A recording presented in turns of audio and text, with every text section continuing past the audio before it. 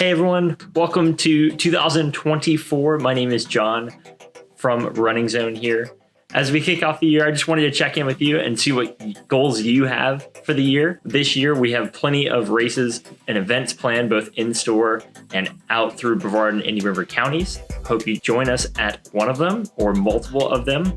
If you're just getting started on your running journey this year, we wanted to give you some tips that could help you along the way. The first one is take it easy. If you're just starting running 100% of your run isn't ideal.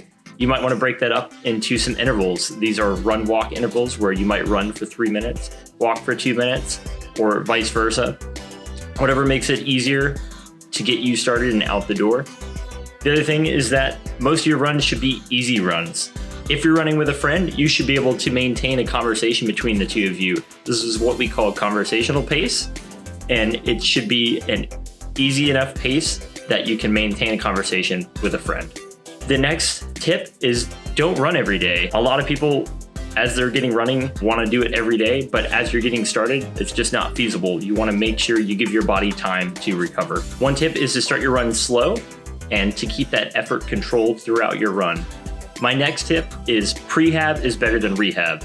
What I mean by this, it is better to make sure you're doing the right things by stretching before your runs and after your runs, getting that active recovery when you're not running. This might look like cross training as well. You can get on a bike, get in the pool, hit the gym for some weights, but you're much better off making sure that you're taking care of your body rather than rehabbing, because that'll keep you on your feet and out the door longer. Before your runs, it's best to start with some dynamic range of motion exercises than to keep static stretching.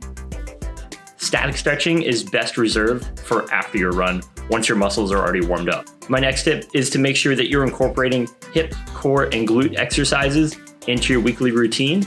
This is gonna help keep your running muscles strong. Some good exercises you can work into your routine are glute bridges, planks, and side laying leg lifts. My next tip is to make sure you fuel for your runs. Even if your goal is weight loss, you still wanna make sure you're getting a good amount of energy in before and after your runs. That's gonna help you keep your runs feeling easy and also make sure you're getting the correct recovery after your runs. You wanna make sure you get a combination of carbohydrates and protein within that hour window of your run so that you can make sure your muscles get into that recovery phase. Although all you really need to get started running is a good pair of shoes, here's a couple things that we think can make it a little bit easier for you also. The next thing to look into after a good pair of shoes is a good pair of socks. All the socks that we sell here at Running Zone are moisture wicking socks, which means it's gonna help keep that sweat away from your feet. Less sweat means less friction and less chafing and blistering. Speaking of chafing, for those friction areas, it's good to invest in a good chafing lube. Some of our favorites are Body Glide and Squirrel's Nut Butter. Although your shoes typically offer all the support you need, sometimes it can be really helpful to add an insert to your shoes. This helps you customize the fit a little bit more and add some support to your arch. Some of our favorites are the Curex inserts and Power Step. And last but not least, when you're not out there putting in the miles, it's great to recover with a nice pair of recovery slides. Some of our favorites are the OOFOS recovery slides. These are great for any time that you're not wearing running shoes. You're walking around the house. Helps keep your feet protected when you're on hard surfaces. So those are some of our tips, and we hope that you enjoy your running, walking journey in 2024, and we hope to see you at some of our upcoming events. Here are some of our upcoming events for the month of January.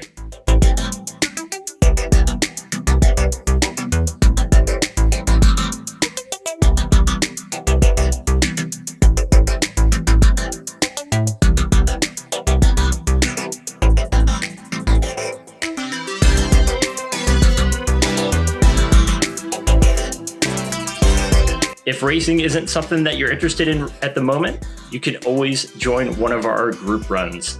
We host multiple group runs throughout the week. Here are some of our weekly group runs.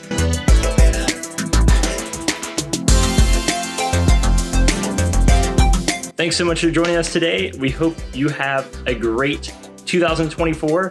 Thanks for tuning in, and we hope to see you next time.